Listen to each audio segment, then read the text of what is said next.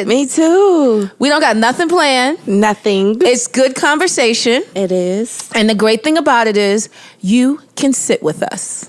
That's what this is about. It's exactly what it's about. And it's like pulling back the white veil, the white curtain to our lives. Yeah, because I feel like for me, essentially, on social media, it's You're like... so politically correct. I kind of have to be, like, with the last name and in the world I live in. And with this, I feel like I can be myself. I can, not even just myself, it's like I can let people see the other side. Yeah. Because a bitch is funny. And crazy. Yeah, I'm very 730. It's okay. I'm like, every time she calls me, she's like, Ming, give me a caption. I'm like, yo, bitch, we're on two different types of times. Yeah, you're on demon time. And I try to be on demon time, but then I like spin the block and be like, I don't know if they're going to want that for me. But that's because you're politically correct. But with this, the gloves are off. We're having a great time. And I'm excited. Me too. Me too. So let's kind of like tell them about like why we wanted to do the podcast, what's going to be on the podcast, what can they expect, because I mean, you were planning on doing a podcast, right? And I have a different podcast with a few incredible women, Queen's Court. But I love our conversation. Thank you. I love our conversation. And so many people tell us, like, when we do our photos, you know, I love our extra photos and photo shoots. Aesthetics. She's like the aesthetics queen. Know me. I'm aesthetics and accoutrements. It's like when we go on vacation, it's literally like, I'm trying to figure out what's the good restaurants to eat at, and she's trying to figure out where we're going to take all of our pictures. Yeah, where she the has picture the moment, the outfit, the Pinterest photo. I'm like detailed. I'm like a soccer mom, just without the minivan or the kids or the husband or the haircut. Well, you're not a soccer mom. I'm just missing a few things. You're anal. Yeah. Okay. Maybe use that word. I'm anal. I'm anal when it comes to the aesthetic. But with this, I just feel like it was time. So many people want to hear from us. And at this point, you should know who we are, what we do. I'm not about to, you know, give you a bio, because bitches know what it is. Plain and simple. For the new people that are here, give them a little bit of a recap of who Miss Karen Civil is. You can check my Wikipedia or my Instagram. No offense. But like, okay, I'll be serious. In a non-braggadocious way, I am a media maven and a girl getting paid to do what she loves, and doing things her way, plain and simple. So marketing and branding is my thing. I have my Live Civil platform, and I'm just making things cool, and I just love it. I'm getting paid to be myself. Well, I really wanted you to give it in a nutshell for me, not for them, because everybody always asks me, and I'm like, she's just the GOAT. That's all I have to say. It was like, the GOAT of what? I said everything. Just shit. Everything is possible. So now I know I have a recap. So I can tell other people. Because I'm like, she does everything. And I'm like, what do you mean? I said, she can literally you saw our promo. You saw our promo. You saw how we were coming. When I saw Donnie come through, I was like... Yeah, because I don't feel like anything at this point, nothing is out of our reach, and we can make anything possible. And that's just the world that I live in. Like, for a very long time, moving to Los Angeles, that really set my mindset into realizing and making it out here. Because usually the first year is the toughest. Once I got past that first year, because that shit was hard. Shout out to Vanessa Anderson. She let me like live in her house. She really was there for me. But that first year is always tough. And now I'm at a place, I'm like, here we are 10 years later. I mean, making it, progressing. And now I'm at a place like, keep going. And that's really what it's about. And it's just like, there's really no to anything. Well, I'm still located in Atlanta, Georgia. I mean, only reason because COVID happened. Only because COVID happened. Yes. So I honestly cannot wait to experience my first year of living in LA with my best friend. It's going to be fun. We're going to take you surfing. I don't really do extreme sports. But we can take That's me still open. surfing for the pictures. Okay. I'm a like extreme sport person for the photos. You know what I do love about you, though? Because like she wanted to take me camping with the wolves. I'm like, I'm not. Get off my phone. What are you But you know talking what about? I do love about you is when I do call you with an idea, you're like, yeah, I don't really want to do that, but I'm going to go with you and take your picture. Yeah. But I'm going to just chill out. Because let me tell you something about me. Like, if we have to sign a waiver, like if there is a liability waiver that states that they're not responsible for my death, I do not want to participate. I'm sorry. I didn't think about that, but I am a waiver girl. Yeah. And you probably check the box that says, I've read everything and I don't. Exactly. I don't. Well, in that fine print, it says that they are not liable for your death. And that, for me, is where I have to say, let me just get the picture on the ATV. Mm-hmm. Let me just go from point A. But you don't even, like, turn it on I need to or go nothing. 100 feet. That's it. For the video. That's it. Okay. I mean, we could do that with, like, surfing. You can go, like, 100 feet in the water. You just said 100 feet. I'm just repeating what you said. Yeah, I guess. But she's like the daredevil. I'm like the scary cat. We're literally, what I tell people, like, Yang and why yang. our friendship works so well is because we're literally polar opposite. Yes. Like on from the guys we date, from like food options, How we date. True, too. How we date. Well, that's a topic for a whole nother episode because you be saving me. Ming is like, I literally have her saved in my phone as Baywatch because she saves me. well, it's just like I fall in love. I could know you for like a week. 1 week. Yep. And I'm like, Ming, I'm in love. She be like, oh, God, here it go. I'm like, no. She's the Pam Anderson to my relationship. And then she will stop telling me stuff and stop taking advice. And then when I pick back up on the situation, it's gone too far. But that's dating. You dating in itself is an episode and a whole topic. Mm-hmm. We should have a therapist here for that too. You know what? I know the perfect one. We should have a therapist here for that. because you definitely need to talk to. Yeah, because she charged me like a grip anyway, so we should have her as a guest so I can like get a 2-for-1 special. Yeah. But you date the same kind of people, which is true. Which is oddly weird. See, like me, like No, all of you my know what's exes crazy? have nothing in common. Like Nah, they all look alike. mine? No, mine. I'm about to say mine looks absolutely No. nothing alike. Without saying names, they all look alike. They all look alike. Well, they all have something in common. So I, without saying names, will say you have a type. See, me, Yeah. I don't have a type. I got a type. Yeah, you got a type. But we're going to say that for when we can actually get a licensed therapist in here with some letters behind her name. So not only can we divulge inside your dating life, we can actually We're going to talk about yours too. get you some 'Cause help. I just went through a breakup. Girl. Because one thing you do is you run them ragged. I'm so You sad. are a full-on marathon. You run them ragged. I'm so sad. For someone who don't like to work out, you put them through it. Well, Which is a good thing because I I've just learned in currently- dating, I've learned a lot of things from you.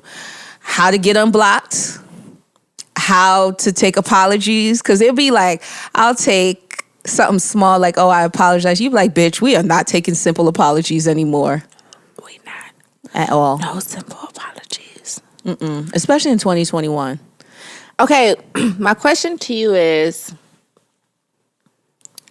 what did you learn in 2020? Like, what was your takeaway from 2020? Okay, so let me tell you an experience. And we I haven't just- talked about this before. Okay, so let me tell you about this experience I had, which was mind-blowing, which made me think about my 2020 and also just think about life and how I see things. It's gonna sound trippy, but just brace with me. So a good friend of mine invited me over. He was like, I'm gonna do a sound bath, right? And he was what? like, a sound bath. What the hell is that? You know, with This some LA shit. Like, what the fuck? Wait. See, I told you to bear with me.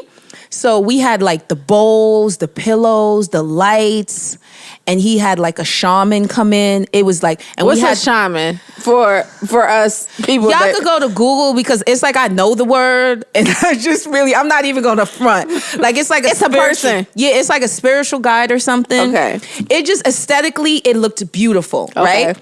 And we had. Like what he added to it besides the sound bath is we had this little like bowl thing, right? And inside of it, I'm gonna be transparent. We had like grounded shrooms, right? And we had to like eat it or drink it, whatever what was it this? is. New Year's Eve? No. This was literally like at the beginning of the year. It's a small gathering. Like we all took a COVID test beforehand because that's like the thing before you go out now. So it's probably like 8 of us with like the woman who was there, and she had the bowls, and like we all had this like grounded mushroom thing. And when I say that shit was so trippy, and it took me on a ride to a point of like I saw myself. It was like a spiritual awakening. Like I saw myself, things that I've dealt with, how I need to deal with things, how I show up. Like it was so crazy. It was like an 8-10 hour like voyage adventure. You know the way they think like a spiritual awakening is all like, oh, all namaste and chill. No, that shit broke me down, built me back up. Like to a point, I saw my grandmother. Like I saw friends who passed. No, but it's like I can't even do like edibles. Like I took an edible recently.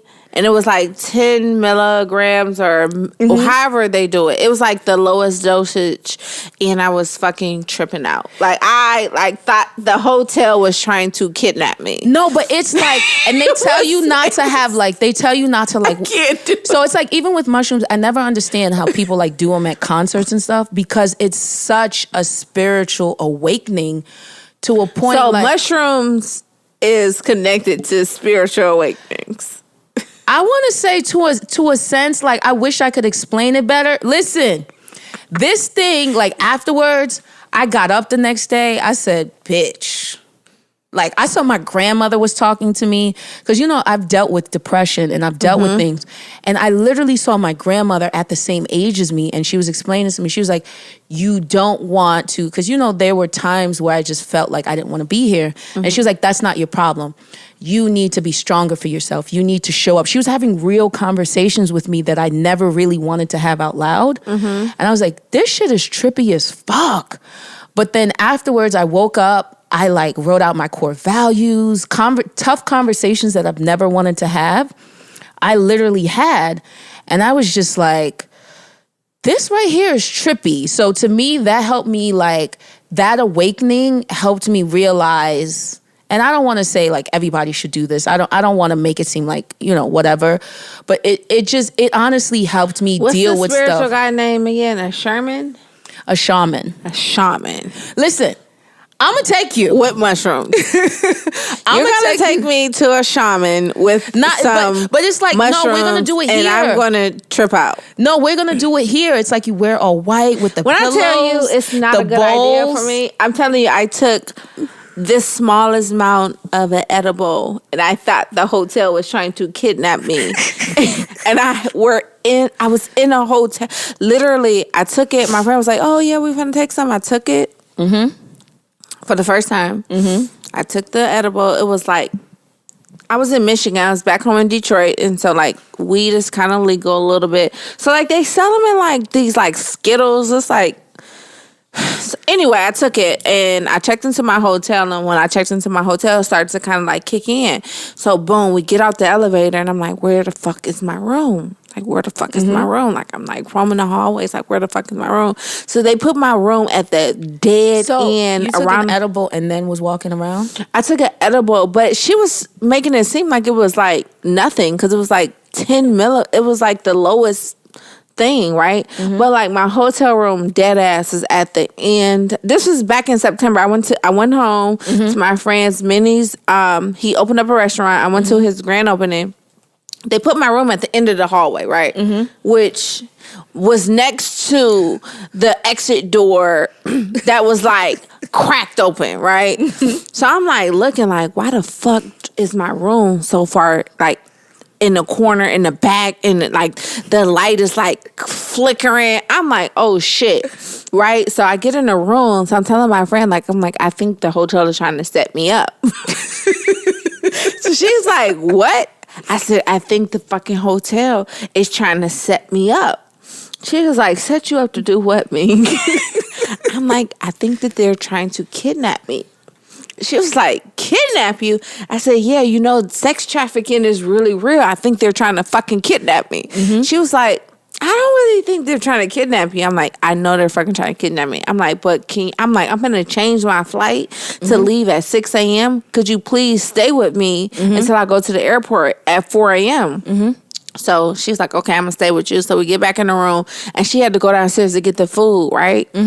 I swear to God, that was the longest 15 minutes of my life. I took like this chair that they had. I propped it up against the door. I had on every latch. I locked every single door, to where she was like, what the when she came back, and I was like, who is it? Who is it? Because I was thinking like they were really coming to get me. And she was like, you should never do drugs again.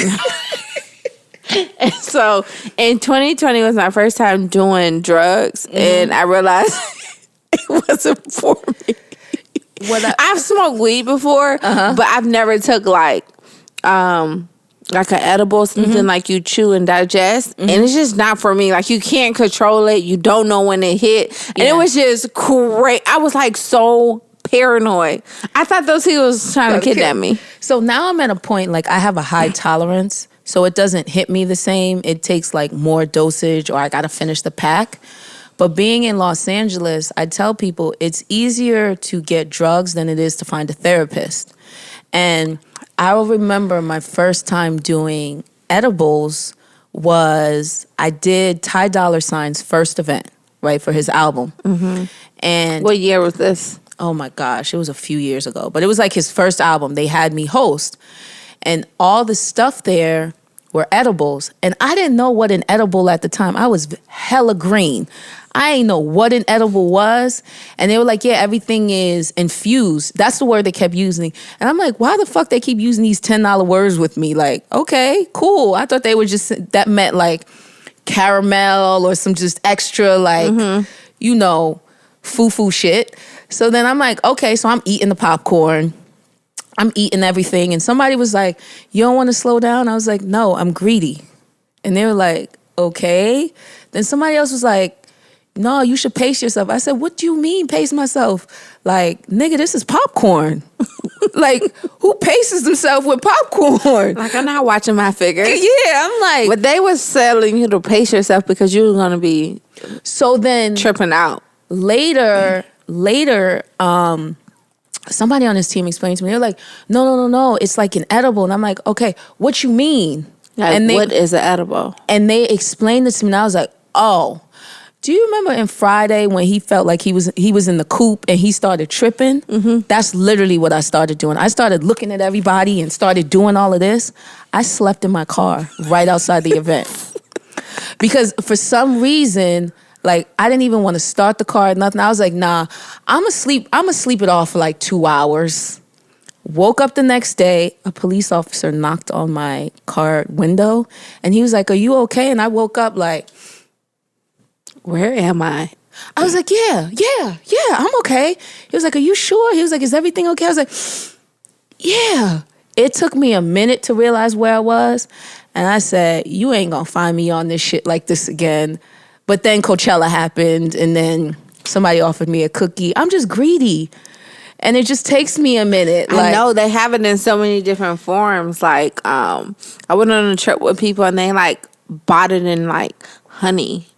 And it was like everything. Syrup and honey. And like for breakfast, they were dumping honey on their bacon, on their biscuits, on their pancakes. I was literally like, yo, you are a drug addict and you should go seek help. But there was like passing. I couldn't believe. First of all, we were in Thailand. So you mean to tell me that you took drugs through the airport? But it's not that. It's not like that CBD. Serious. It's not like a drug. It's not like heroin or cocaine. No, it's a drug. Lifestyle now. It's a drug. No, it's a lifestyle. That's a drug. No, that's CBD. That's a drug. That's a lifestyle. I think, like, to me, drugs now are like crack. Is it heroin or heron? However you pronounce it. Like the hard white stuff that Pusha raps about. That's what a drug is. If Pusha T is rapping about it, it's a drug. So is mushrooms a drug? No. It was a Black Panther, bitch. That's what he drank to see his parents. They didn't tell you that. Open your minds. The shaman told me that. The shaman that provided the drugs. No, he provided the spiritual awakening. See, it's how we through label the drugs. Things. No, because you're still on the Say No to Drugs campaign from back. You're still on the DARE program. You got to let that go. You got to let that go. Tequila me, please. You got to let that go, because now it's like, it's part of the lifestyle. Like, you know me, I was very Amish. Like, I lived a very Amish life. I ain't want no drugs, no alcohol, no nothing. Now, I'm surprised that you even drinking alcohol, because I can really say 2020 has changed my girl. Yeah, 2020. So what else been drinking? So what else did you get out of 2020? You got discovering mushrooms and a shaman. Yes, but at the same time, it helped me realize stuff about myself. It wasn't so much about other people. It's just how I really saw myself, how I carry myself, how I deal with people, how I show up, my emotions and everything else. And I think, honestly, 2020 was the year of vision. And granted, all the things that were happening in the world, we really got to see people in ourselves. And I needed that time.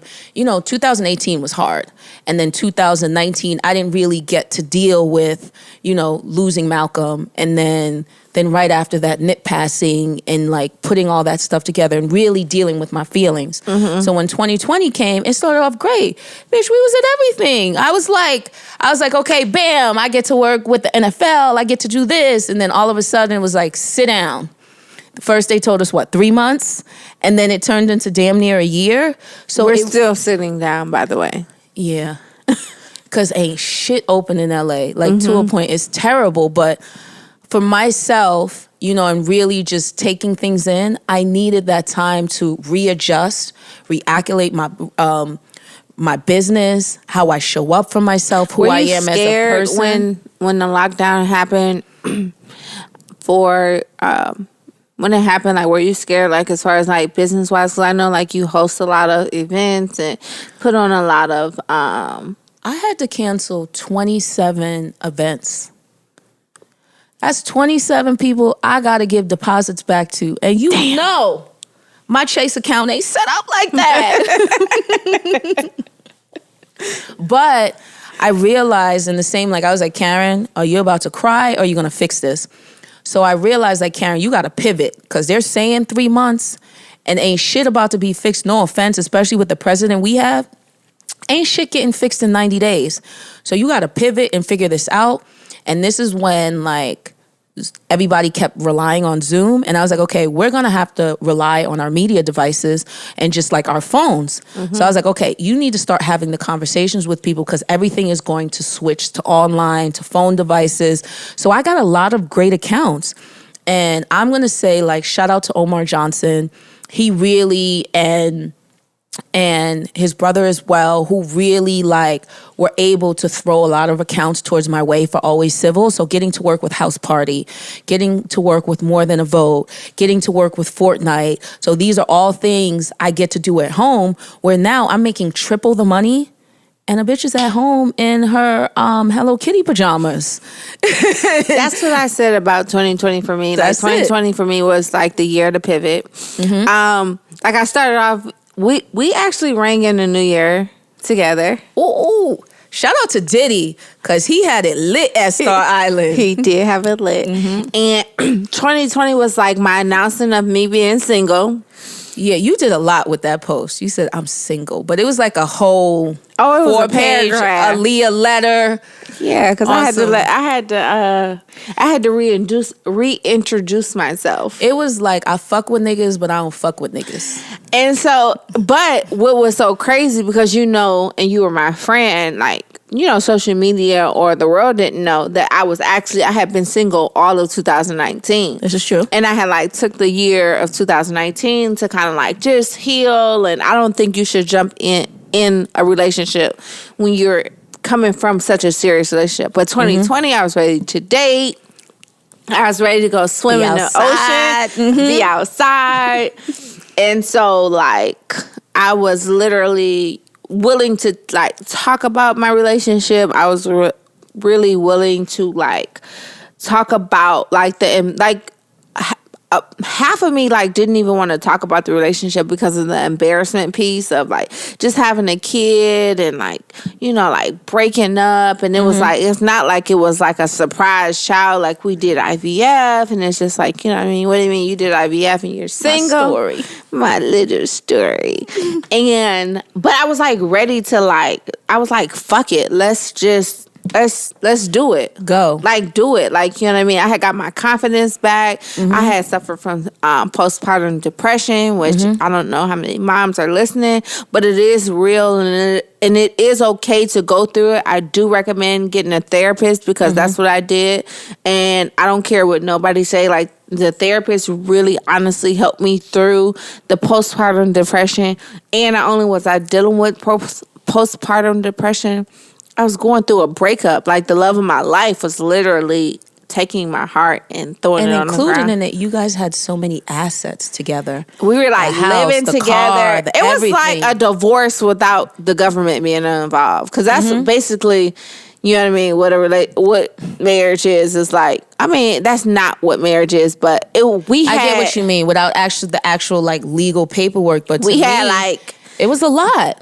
It was a lot, which I would never do again without being married, because it's like pointless. It was like handled it with grace, though. It was too much. You handled it better than I not to could. be a marriage. Like, you handled it with a lot of grace. It was like, the quote is real. Like, don't do wifey shit as a girlfriend. Like, don't be a wife or act like a wife if you're just a girlfriend. Be a girlfriend. And I learned that in that experience. And like 2020 was like my come out year.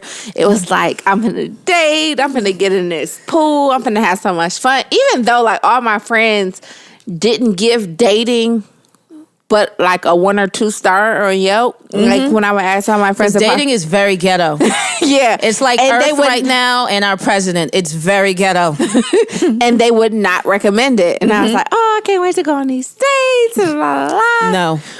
And so when 2020 happened, I'm like, okay, I'm going to start dating. I'm going to get out here. This is my year. I'm going to travel. I'm going to really do stuff. I want to get back to me, because I think like a lot of people in relationships, or maybe it's just me, like, you know what I mean? I guess I don't want to put off what I do onto other people, but I kind of like change a little bit for relationships. Like, I like dumb it down a little bit, like, because I'm like a real life, I like to go out, I like to party, I like to travel, I like to like have fun. And so like I didn't quite do all that in my previous relationship.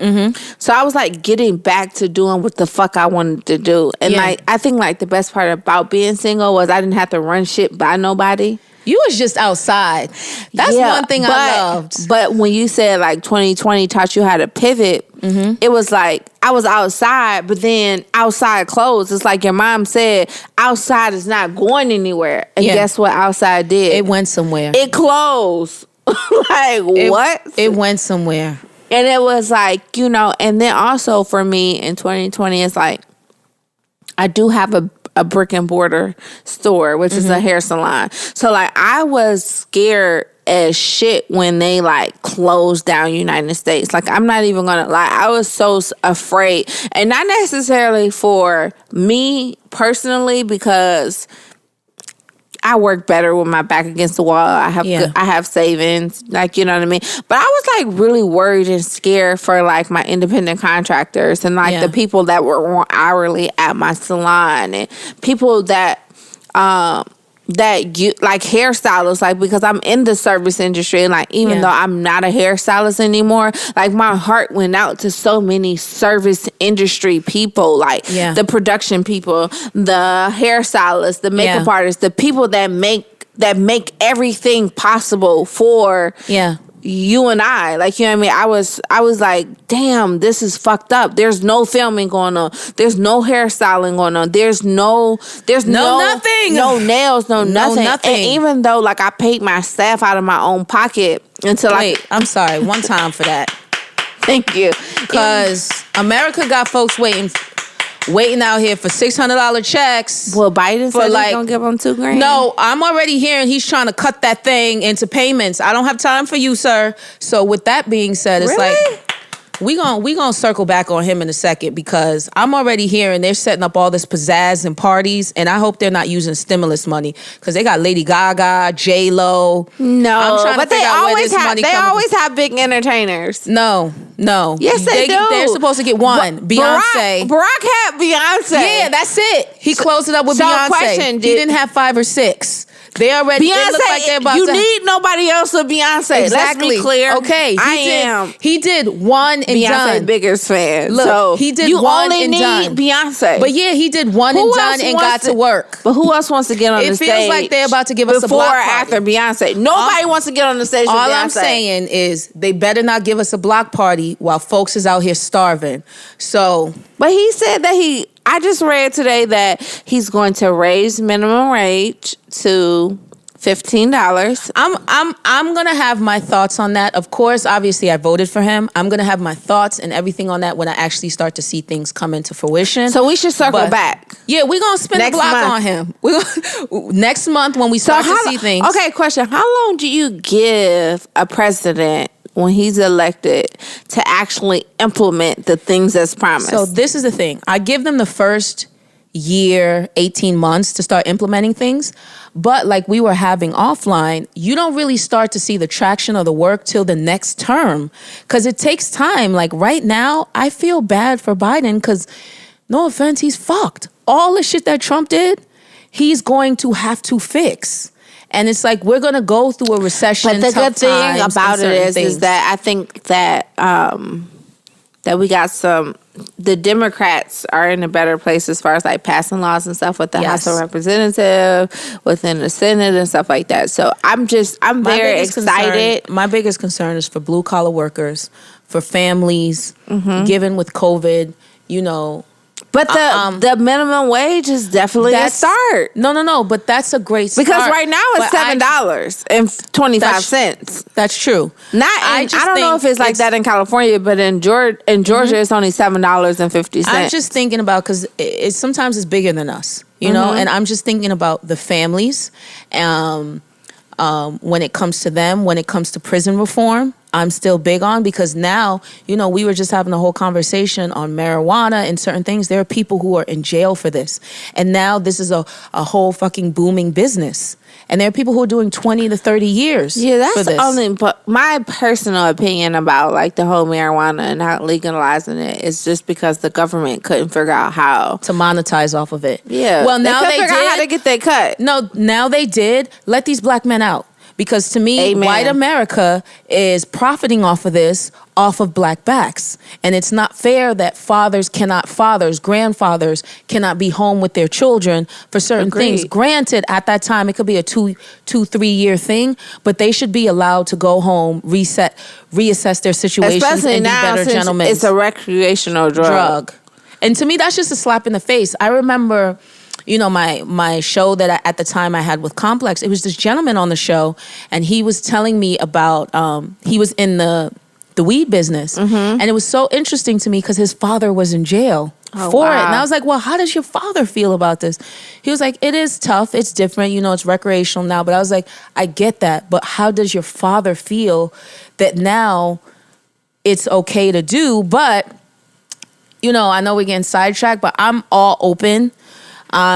I'm going into this giving every situation grace, but I'm not going to act like, the Democrats is the end all be all and they're going to save us. I want to see prison reform. I want mental health and wellness to be at the top of people's minds. Gun reform. Because at this point, remember growing up, we had like one or two. It was like Columbine was the big thing. Now it's a Columbine every 30 days. And it's scary. It's scary because I have a lot of nieces and nephews, godchildren and everything else. And when they go to these schools and kids get pissed off, they're just able to get a gun like it's nothing. You can get a gun quicker than you can get a diploma. That's crazy. But then I look at these other countries like Australia and like Canada, and when something happens, shut it down. It's like, don't play over here. You're not allowed to do nothing else. But us, it's like, we get chance after chance. They put business before lives, and that's the problem. And it's always been like that with America, and that's a part that like we have to change this, because we should come first before big business and the NRA and everything else. Like, that's not fair where these parents have to bury their children because they sent them to school to get an education. That's crazy. My realtor Keisha, shout out to Keisha, Hey Keisha. her son, maybe like 6 or 8 weeks ago, like right before in 2020, like right before Christmas, had an active shooter on campus in Kentucky. See? And she was like freaking out. See? And her son, she sent her son to go to school in Kentucky on a baseball scholarship. And he's like texting her from her dorm, scared shitless, like there's an active shooter on the campus. See, and like, that's what? When you send as a mother, I couldn't imagine getting a text message from Story saying, "Hey, mom, just letting you know that there's an active shooter on the campus, and I don't know what to do." And it bothers me that even like my niece called me one day and was like, they're teaching us protocol for when there's an active shooter, and they're telling us the book bags we should have. And I'm like, wait a fucking minute. They're telling you that you need $100 bulletproof book bag as opposed to changing gun reform. No, she's not running around with this book bag. No, she's like, remember when they told us to stop, drop, and roll? And it was a fire, but now they're teaching like, do this when it's a shooter or do that. I'm like, first of all, she's not Rambo. She's not Wonder Woman. She goes to school to get an education. No, we need to stop normalizing this shit. We can't normalize it. No, but I feel like America's normalizing it, where rather than change the laws, we rather teach our children instead of putting, first of all, they're already not teaching. I think they should do both. No. I think they should change the law. My biggest pet peeve is they're already not teaching our children the real history of America. It's already whitewashed and everything else. Well, and then false. It's basically false to fit the narrative to make certain people look good. She's already dealing with that as a mixed child. She can't figure out her identity through these history books and certain things. And then on top of that, instead of like her learning her history, you want to cut the fucking line so she can learn how to protect herself when somebody tries to shoot her. She's at school to get an education. Why are you adding this to her plate at fucking 15, 16-year-old? No, I'm never going to be okay with normalizing this. I don't think you should normalize it. When my family in other countries, they're like, when it's an active shooter or something happening in Montreal and other places, it's shut down and it's done. I don't even have these conversations. To a point, growing up, America was the dream. Okay. And now they're like, girl, my family in Haiti calls me like, girl, you good? I'm like, excuse me? I was talking to my friend from Germany yesterday. He was just like telling me how, like, he thinks every time he comes to America, his dad gets so scared because Americans, he said, are so crazy. But what I will say is, like, I don't think we should normalize it, but I think like gun control is so out of control that you have to teach them. Because even if we get a strict policy, like, to get it under control, it won't happen this year. Like, I you know get what I mean? that, but let's the gun there. even like But the to gun me, buy. Like they was talking about like how a gun buyback. Yeah, I remember they that. was gonna Let's give you start money. there. I say let's start there rather than you're already not teaching my niece and nephew about their real history, but now you want to teach them how to block themselves from an AK. Man, miss me with that. Like, I get what you're saying, but to it's me, like, that's you not need fair. to be prepared because these motherfuckers is crazy. First of all, we're not in war. We're not in war, but it's it's a shame that this has become our reality, America and that's the conversation. It's a crazy place, but I don't want to normalize it, and I never want to make it okay. Where we have to have this conversation and have accountability that we now have put bigger business in front of our children. And it makes me really sad because it was a particular shooting, and this little girl reminded me so much of my niece, and I don't even know this family. Mm-hmm. And to this day, like, I watch like her family talk about her and everything else. She died in a school shooting. They came here from Canada, and it's like, she reminded me so much of my niece that it literally, I don't even know this girl. I don't know the family, anything at all, but I've donated to them, done certain things, and it's just like, use my platform to find ways to uplift them. But it hurts that this family transported here for a better life and their daughter is no longer here. And to me, it's just like, why don't we have, remember, it's just like, it was dying of old age or just, life reasons, maybe a car accident, something small. Now you have to add in, you might get shot. Like, I'm just sorry. I'm not at a place where I'm ever going to normalize it for our children because we're supposed to die after our children. We're not supposed to bury our children. I agree. And like, even like I live in 1 star, America. 1 star. I'm sorry. You're literally at a 0. Fed up with America. Like, I'm literally fed up because it's just, it sucks that we have to normalize this. And it pissed me off that day I got that phone call from her. And I'm like, yo, I'm not buying you. First of all, I just bought her a whole MCM set. And then now I got to circle a block and go get you $100 bulletproof bag. Like, I'm That's like, what happened to Jan Sports? Remember those? It's and like we used to design them and everything else in a North Face bag. I want you to call me as a kid for a North Face bag, not to tell me you need a bulletproof backpack. That's crazy. Even in Atlanta, it's literally getting out of control. Like, a girl got a 6 or she was either 6 or 7. Oh, the one at the mall. She got killed outside of the mall by a stray bullet. It's like people aren't even like talking their disagreements out anymore. It's just like, boom, I don't like what you said. Let me go to my car and get the gun. And it's like, how are they thinking about the lives that are affected? The innocent lives. Yeah. Like, it's like, like in gun violence is never the issue. And I really, truly do think like no child should have to worry. Like, no child or parent should have to worry about when they drop their kid off at school that there will be a live shooting at the light. I believe that girl was like at the light near the mall. She was like riding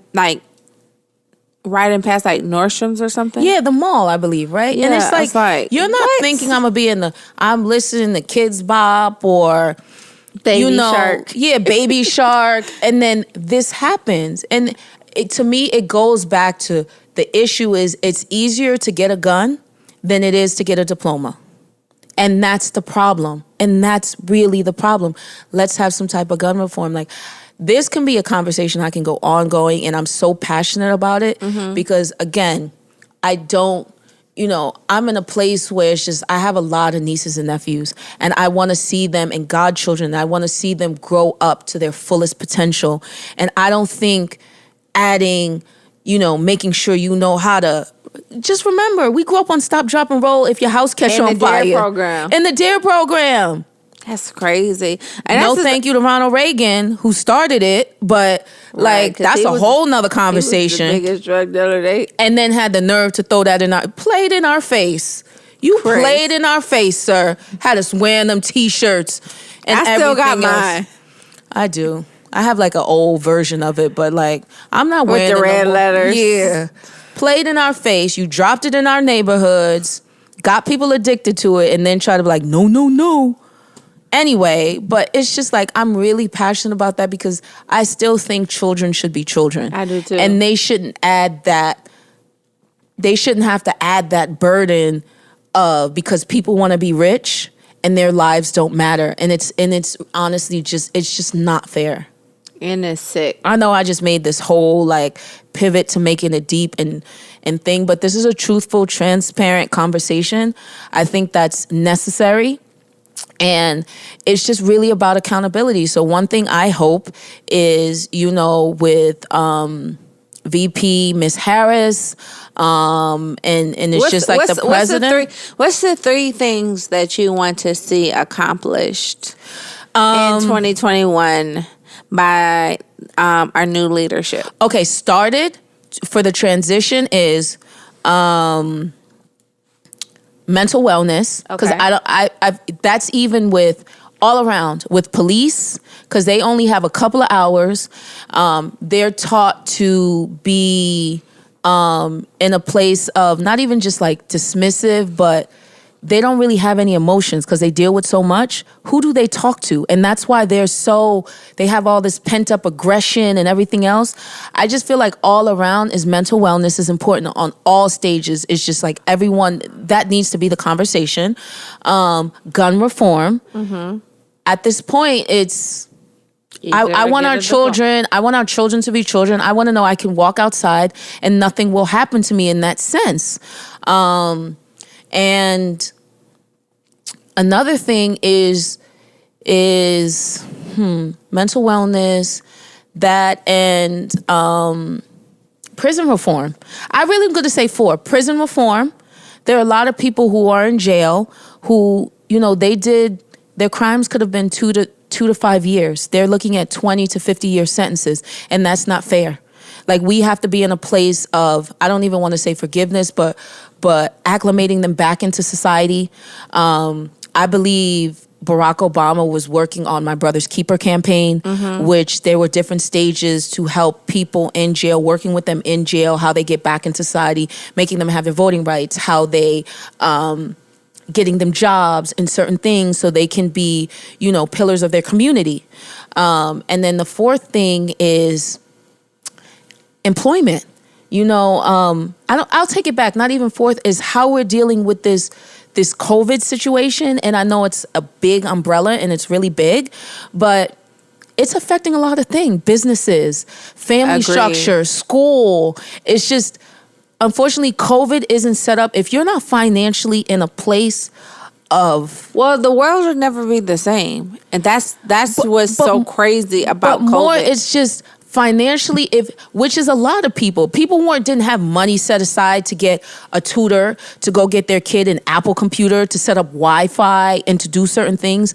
And then on top of that, a lot of people who live in rural areas, like it's 5... Even though I think Wi-Fi should be free and provided by the government, but that's a whole nother thing. No, that's let's talk about it. And it's like not even just slowed up, like real good fast Wi-Fi, especially in urban communities, and it should be free to everyone. But it's so many different things where you think in like rural areas and urban areas, it's 5-6 people to a home, and they're just expecting everyone to stay home.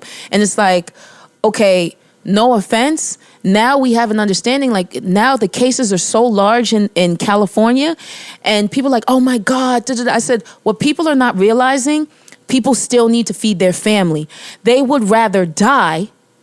They would rather take the chance of dying than to feed their family. It's not everybody just partying. A lot of the people who are essential workers. They're literally outside, standing outside, trying to get a job, trying to do whatever, doing whatever it is to make ends meet. The world still has to go on.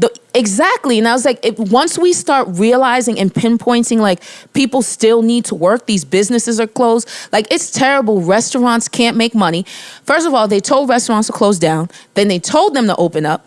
Then they told them these restrictions. Oh, you have to get all of these plates and all of this stuff to be outside. Then they told them to close them. And then on top of that, after they tell them to close them, after they bought all this shit to like fit into the guidelines, then you'll go see a movie set sit right outside these restaurants, but then the restaurant has to close, but this movie set has catering and everything else. What about those people?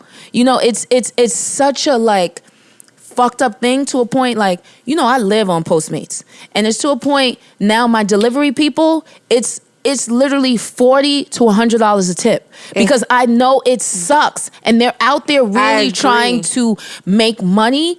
They're really trying to make money, because it's not like they're like, oh, I want to go to Cabo or vacation. They're trying to make ends meet, pay rent. And so, like, for me, like, since I am, like, you know, financially stable, which, you know, I'm very thankful. Like, anytime I receive a service from getting a wax, my nails, my hair, it's mandatory that it's $100 tip at least. Plus, because I appreciate the service, and I understand being in the service industry, because that's the industry that I honestly came from. Before I was a hairstylist, I was a waitress, so I understand it. Even if I have bad service, I still tip good, because I understand sometimes because they're dealing with something. You have bad days. Like, nobody is perfect, and I completely understand it. I'm in that place. Like, my Postmates delivery guy texted me back, and he was like, hey, I think it was a mistake. I was like, it wasn't a mistake. Like, I appreciate you. Yeah, I was just like, no, you know what? You coming out, you doing certain things. I said, I know what I gave him $100 tip, and I was like, I know what it is. Like, if I have it, I'm going to share it. And especially in the time of COVID. Yeah, especially during the time of COVID. And people are trying to figure out who technically essential workers. To me, essential is like, it's essential that I'm out here and I have to work, because I have to put food on the table, I have to provide, and I have to do things. And it's sad that people have to put their life on the line in order to make ends meet. So until y'all cut rent, until y'all start cutting things, don't say nothing to nobody on how they have to maneuver and everything else. I'm not mad at it. At the end of the day, it's like I can put my heart out to people, and I just respect what they have to do for their families and everything else, because they don't want to be out here begging. They don't want to they just want the opportunity to feed their family. So if the government and certain things is not providing this opportunity, I can only do what's in my limit, is making sure if I'm at a place where I have it and I can share it, do it. I'ma do it. And I'm going to just be that person. And so, like, for me and the presidential and our new leadership, I want to see, the number one thing I really want to see is the police brutality. Like, I want to see, like, how they set up all these standards and all these rules for, like, the prison reform. I think, you know what I mean? Like, if you, like, the simple fact is that guy stood on his head for 8 minutes. On his neck. Oh, my God. Like, oh my God. It was like, are you and he thought that was me? Okay. Like, and are you fucking kidding me? It goes back to, and that was the longest and I was just 8 like, minutes. Every single person, like, from the person who actually stood on his neck to everybody who fucking stood there and did nothing about it. Like, there has to be something put in place for police brutality. Like, just because you have a badge does not make it okay to take somebody's life. It does not make it okay you can't play God. Like, there's no rules put in place to stop people with badges and higher up in leadership to stop playing God. And that's one thing. Like, we have to. Yeah. We must. And the second thing is more so, like, I want to see, which I think Biden is trying to do, because I heard that he just offered Keisha Lansbottom, our mayor, Atlanta. Hey, Keisha. Hey, girl. I think he just offered her a position inside his cabinet. I don't know if she took it or not, but, like, giving minority women more opportunities. Because honestly, we're the ones that put him there. I don't even want to just say they are the women there. Let's be very clear. They are the women who did this, who were vocal towards the whole thing. Shout out Stacey Abrams, even Tamika Mallory, whether people understand what she was trying to do or not, but she marched for the people. Because she cared about the people. Stacey said, "Oh, y'all gonna rob me of the government? Oh, say less, governor." And then what was the Michael Jackson quote? And this I took personal. and this, yeah, I took personal. And I love her for that. I love her for not standing back and just, Black women, you know that meme. Black women, that's who he just needs to surround himself with. Exactly. Like, whether he agrees with what they have to say or not, it's to a point. Like, these women have led marches, movements, people to the polls, people to wanting change. So from Stacey to Tamika, I don't care how you feel, you better be offering these women positions to affect that change, because they have a lot to say. They have a movement behind them, and they really care about us. And not only offer them positions, let's spotlight them. Yes. And give them the proper Offer recognition. them leadership. Yes. And the proper recognition of their efforts and of their talents and of their knowledge. If I hear one more person just give all the credit to Bernie Sanders, all respect to him, but stop playing in my face.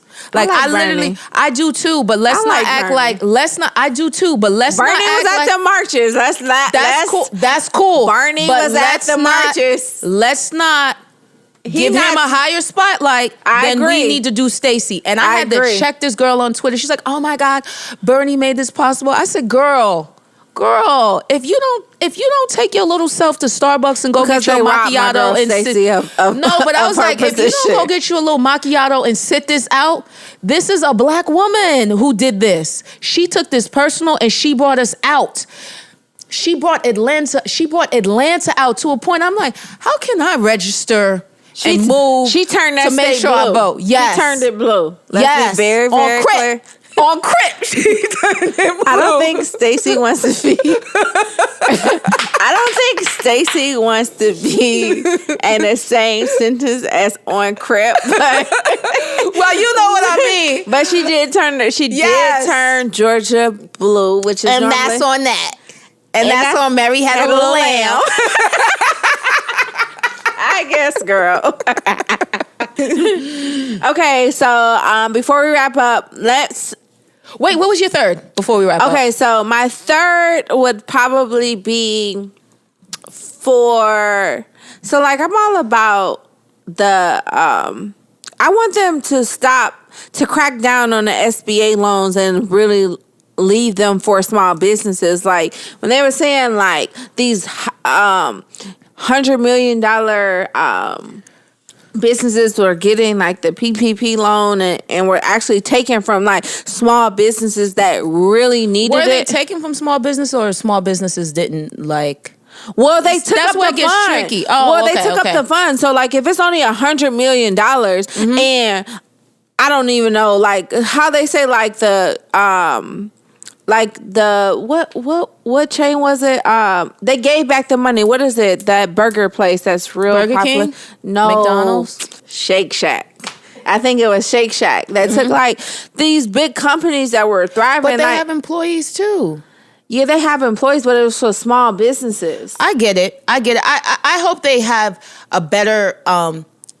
They have not even just a better description, a better way of how small businesses. But if they have employees too, why when they got on blast in the media did they give the money back? That's true. Because they know they was dead fucking wrong. That's true. why. That's true. They knew they needed to give that fucking money back so it can help. So it can help. You know, Rhonda with the hair salon, or Rhonda with the food truck. That's true. It was meant for those people, and I just think like. I just want him to put in place for the smaller guys. Like, I feel like, you know, the like mom and pop stores and things. Yeah, it's just like we need those. You saw coming up here, everything is closed. Yeah, like everything is abandoned. We need those. I have so many mom and pop stores near me, and even during COVID, I would still like Uber from Postmates from them. Even at times when I didn't even want it, I just want to make sure they're staying in business. Everything now for the last year is I use small business. Because at this point you have to, but I hope they have a better flow to make sure that small businesses are at the front of the line and they're seen.